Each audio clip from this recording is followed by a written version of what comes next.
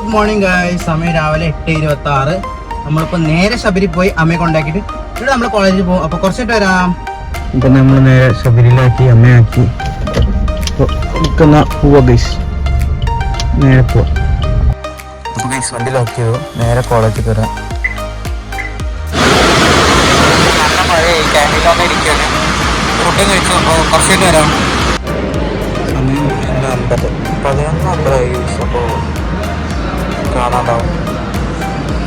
ക്ലാസ്സിലൊക്കെ വരുമ്പോൾ ബാക്ക് ബെഞ്ചാണ്. അപ്പോൾ കുറച്ചിട്ട് വരാം. അതിന് 12-12 മണിയാകുമ്പോൾ എക്സാം തുടങ്ങും. അത് കഴിഞ്ഞിട്ട് എക്സാം കഴിഞ്ഞിട്ട് വരാം ഗൈസ്.